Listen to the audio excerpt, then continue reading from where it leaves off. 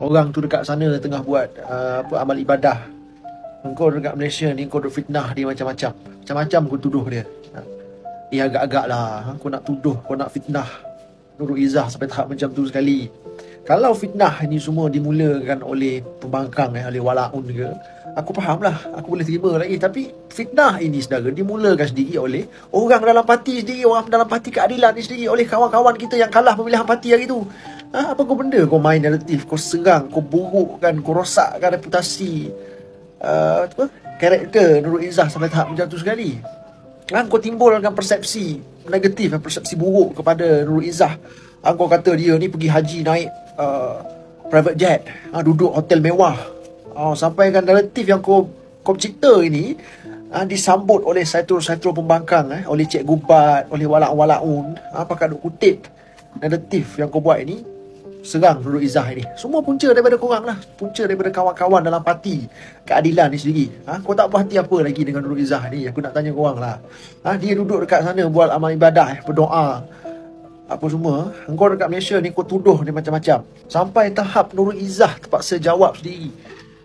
Dia pergi ke sana buat ibadah haji ni menggunakan visa mujamalah tanpa sebarang layanan istimewa. Walaupun dia seorang anak Perdana Menteri, segala urusan logistik, hotel, pengangkutan apa semua diatur sepenuhnya oleh agensi pelancongan berlesen MIMM Travel. Nurul Izzah ini dia naik penerbangan komersial guna duit dia sendiri.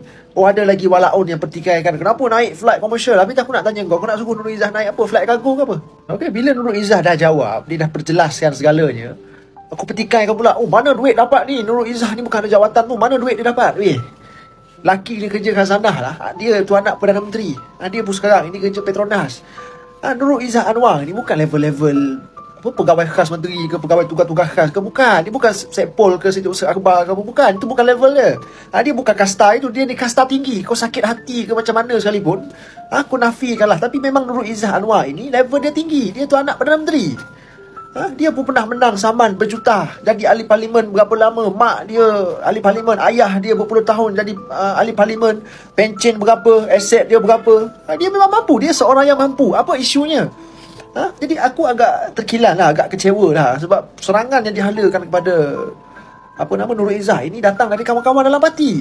Kalau serangan ini datang ketika fasa pemilihan parti, aku faham lah kan, masing-masing nak proof dia punya poin. Tapi serangan itu datang ketika pemilihan parti dah habis. Parti pun dah kongres dah elok habis, selesai dah. Kawan tu pun tak ada dekat Malaysia, kawan tu dekat sana buat ibadah dekat sana. Tapi segelitir kawan-kawan dalam parti keadilan ni sendiri, terutama aku sorry to say lah, aku sebenarnya malas nak petik tapi penyokong sebelah Fizi Ramli ni masih lagi duk serang Nurul Izzah ni tak habis-habis. Jadi sudah-sudahlah tu. Sampai bila korang nak serang Nurul Izzah ni? Sampai bila? Apa benda yang korang dapat kau duk serang Nurul Izzah hari ni?